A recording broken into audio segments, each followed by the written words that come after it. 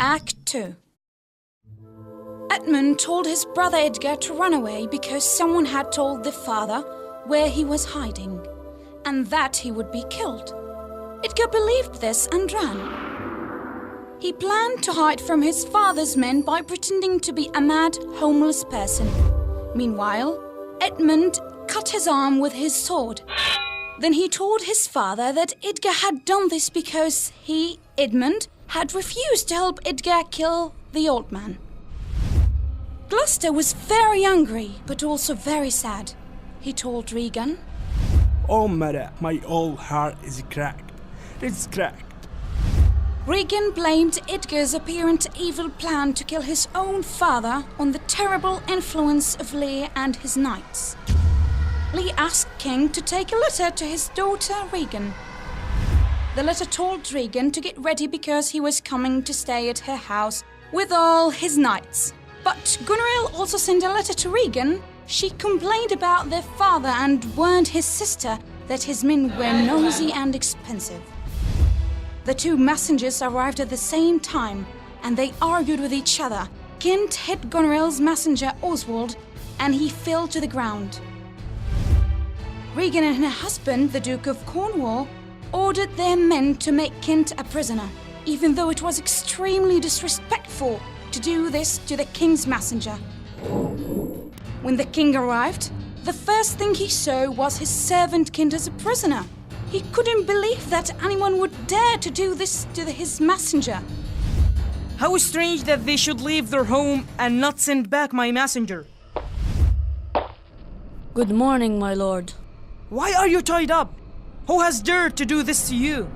It was your son and daughter. No. Yes. No, they would not. Yes, they have. They dare not to do it. They could not, would not do it. It's worse than a murder, to treat my messenger so badly. I can hardly speak. I feel pain round my heart. Keep down, sorrow. Where is my daughter?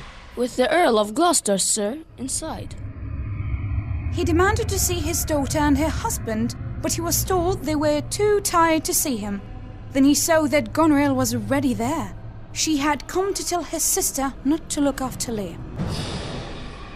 I'm glad to see your majesty. My dear Regan, your sister has been so unkind. It's like a sword in my heart. Please, sir, be patient. I'm sure you are wrong about her. She will never treat you badly. You can't blame her for trying to stop the bad behavior of your men. My curse is on her.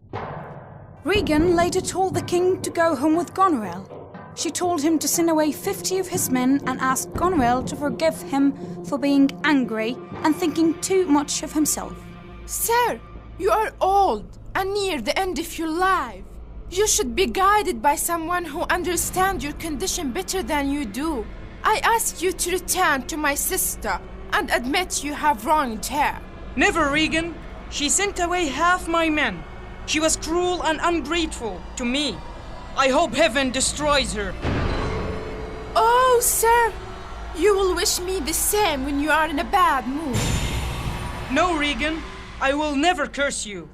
You are kind-hearted, not unkind like her. Father, please try to behave sensibly. Return and stay with my sister for the rest of the month. Send away half your men and then come to me. Return to her and 50 men sent away. I can say with Regan, I and my 100 knights. No, you can't. I'm not ready for you. If you come to me, bring only 25 men. I have no room for more. I gave you everything. Our agreement was that I should keep 100 knights. Why do you need 25? Or 10? Or 5? Why do you need one? Where's the Gloucester? Oh dear, it's almost night. This storm is terrible and there's no shelter for many miles around. Sir, he wants his own way. And if he suffers, no one is to blame but himself. Shut your doors.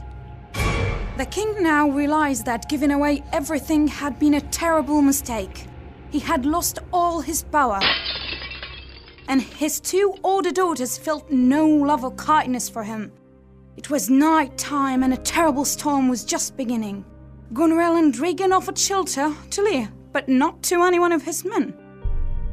So he went out in the storm, alone, except for Kint and his old foal.